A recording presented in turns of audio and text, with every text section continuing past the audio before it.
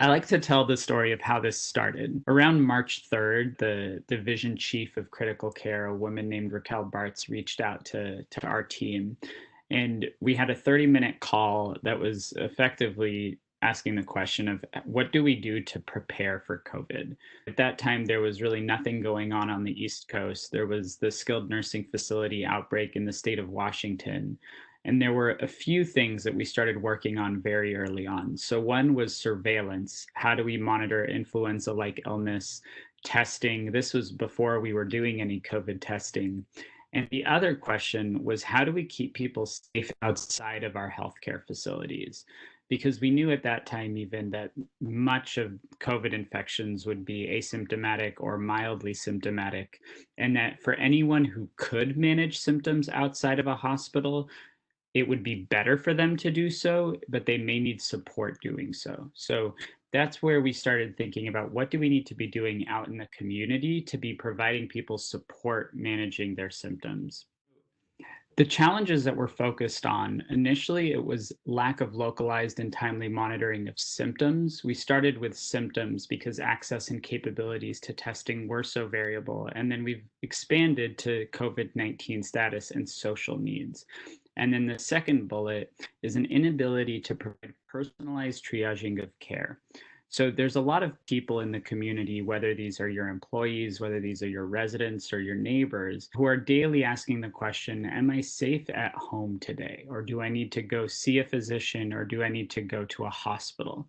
And it's hard whether you're Duke or whether you're a community or based organization or a public entity without being able to understand the burden of illness and the proportion of people who need escalation of care, what resources you need to have available, both at the current time as well as throughout reactivation and recovery.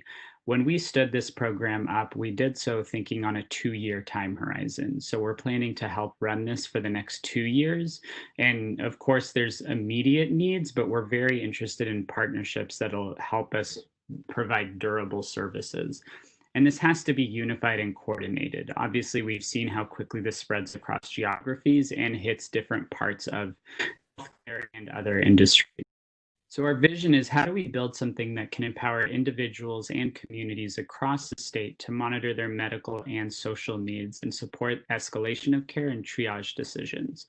So, we do this through longitudinal symptom support. We maintain all of the material. So, all the questions that we ask, all the risk factors, we surface all the protocols. I would say, in terms of the project leadership, this project is relatively unique in the sense that it brings together Duke's operational leaders in population health and infection control, as well as Duke's research leaders. We do telephone follow up for anybody anywhere who may need to seek immediate medical attention. 3 months ago, when we started working on this, I don't think we would have ever thought we would still be the only group doing telephone follow up for anyone anywhere. And our goal is to share data back to the public and with organizational partners so that you have the information you need to be making and updating your decisions throughout the pandemic. So, where we started as a healthcare system was a focus on medical safety, and it was a program that we now call Community Health Watch. So, I joke with folks that even though I work for an innovation institute at Duke, in many ways, what we're doing is not innovative. So, in February, the Centers for Disease Control put out what they called a care kit for anyone returning from China. State health departments put out their paper symptom monitoring forms.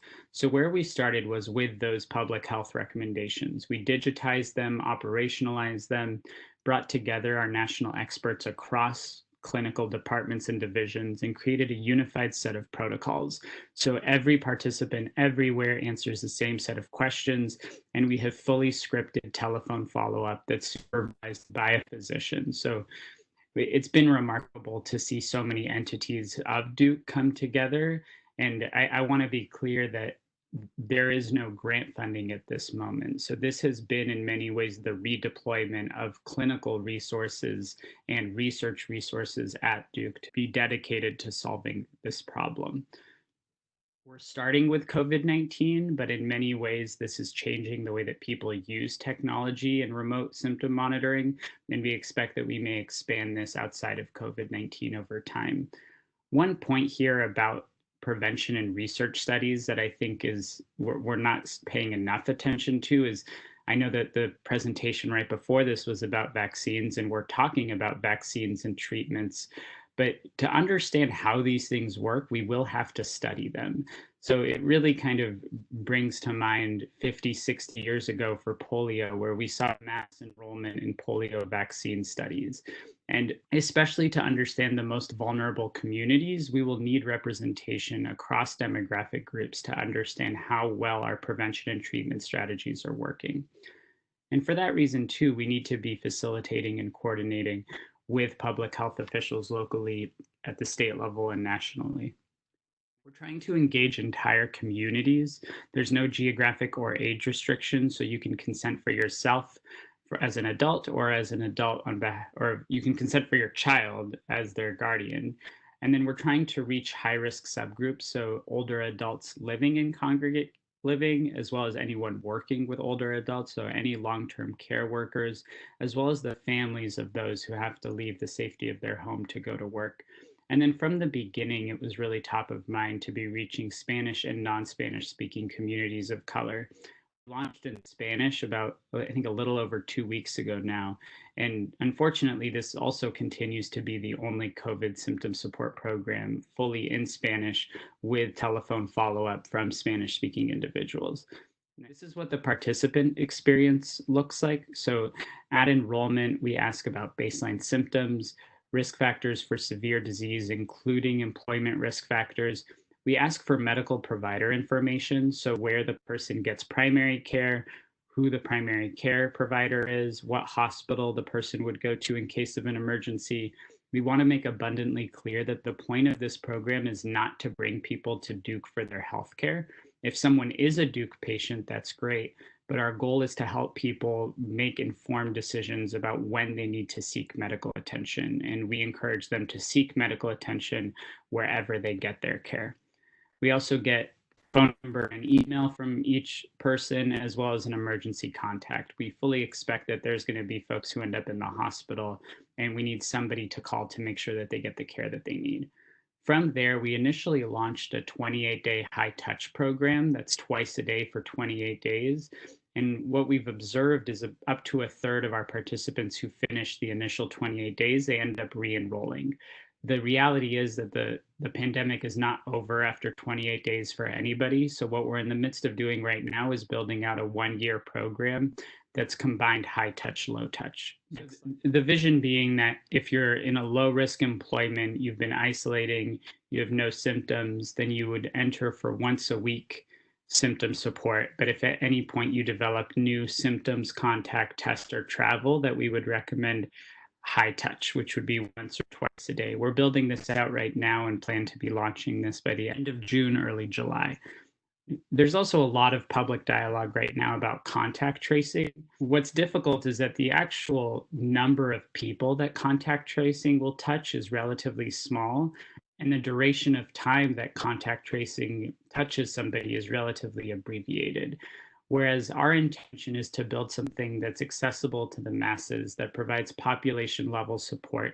And then even if at any point someone does become exposed or infected, that throughout the experience of test, trace, and isolate, that we continue to be able to provide longitudinal support. So from the beginning, this was designed to help keep people safe. We provide real-time feedback to every person who participates. So if at any point you enter severe symptoms, we inform you of the symptom severity and ask that you seek medical attention. If at any point you register a positive COVID-19 test, we present to you the CDC definition of a close contact and ask that you notify your close contacts. We're looking for employer partnerships as well, where many employers, it's an occupational hazard and they're putting together their own resources that we can point people to. And then we do telephone follow-up for anyone with severe symptoms who does not respond in 24 hours or does not respond in 48 hours. The quote on the right-hand side is one of our first participants who was truly ill in the program. We ended up calling her 4 days in a row. She went to urgent care, was diagnosed with pneumonia, had a negative COVID-19 test, but really found a lot of value of participating in a program with clinical follow-up. So we've been running the program for, I think, a little bit over 2 months now. We launched in early April. This is data from yesterday. I think today we broke 3,000. So one thing I want to point out on the left-hand side is that the vast majority of participants are not COVID positive, are not even symptomatic. These are folks who we feel are just scared and they're looking for some type of support for their symptoms. I mean, COVID right now is top of mind for everybody, and people are looking for trusted, validated tools during the pandemic. The other thing, too, on the right hand side, I want to point out that while we started this program thinking more regionally, it has scaled geographically. So within the first few weeks, I'll never forget, I got an email from a woman who lives in Montana who has no testing within 100 miles of her home, asking if she was eligible for the program. So I think that there is a national need for coordinated symptom support with clinical follow-up. And while we're still focused on the state of North Carolina, eager to explore partnerships elsewhere as well. On the bottom, we try to highlight a few of our key metrics. When people are engaged, they stay engaged. We observe very little loss to follow-up. And then the other point is most people who participate, we do not have to be in touch with. So it's a fully automated experience where we call it a self-serve record, but there is a very small number. So each day we have to call about 40 to 50 people at this point, but these are people who are sick, who need to be seeking medical attention. Next slide. These are the partners that we launched the network with about 2 weeks ago. They represent different parts of the population demographics that we are specifically interested in reaching. So you'll find here folks who represent high-risk employment or occupations such as Farm Worker Health Program. IEHA is the Trade Association for Facilities Management. And then there's groups that represent older adults and the individuals who work with older adults, which I think is particularly relevant to this conversation. The North Carolina Assisted Living Association, North Carolina, the SNF Association, and the National Hispanic Council on Aging, very much trying to reach communities of color. So the two providers on the third column are in the Bronx and in Harlem. And then I do want to highlight too, we're doing a partnership with Unite Us to be using NC Care 360 for social service referrals. And we're also working with IDEA, which has been phenomenal to design and improve the design of the program for marginalized communities. So here's where we try to highlight the different ways in which we want to support the types of organizations that you all work at and you all help lead. So on the left-hand side, there's kind of three paths that we envision to partnership. So one can be as a distribution channel. So I want to make clear too that there's no cost associated with this. This is a program and service that we are providing to the community. So as a distribution channel, we're happy to work with you to give you content that you can distribute to your residents, to your employees, to drive enrollment and make sure that folks get the care that they need. The second bullet is more proactive engagement. This would involve identifying someone within your organization to think through which of your residents or employees are at highest risk, and then proactively reaching out to inform them about the program. And we would work with your team to build capacity on your team to ensure that folks can do the care coordination, to make sure that folks get the care that they need, as well as accessibility support. I will say that I still primarily field all the questions that come in via email. And we've found that as we try to reach older adults and individuals in communities of color, we are witnessing the digital divide. And we do have to proactively work to close the digital divide. And we need capacity in our various organizations to enable people to use technology effectively. And I'm sure that you're already facing this with increased need for telemedicine. And then the last bullet is around evidence generation. I think that Dawn can speak very elegantly about the difficult choices that people are having to face, the mandates that are coming out, the lack of funding, and the different operational decisions you all are having to make for your residents, for visitation, for employees. And what we'd like to do is collaboratively design and evaluate different strategies to infection prevention, testing, visitation, and employee support. So we're looking for partners right now who we can design these studies with, working on identifying outcomes that are meaningful to you, whether that be employee outcomes, resident outcomes, operational outcomes. And then on the right-hand side, we try to highlight what our commitment is, and as a network, that we remain committed to improving the technology, providing the clinical triaging, providing training, analytics, and reporting, and the maintenance of the scientific validity of everything that we're doing, as well as the studies themselves.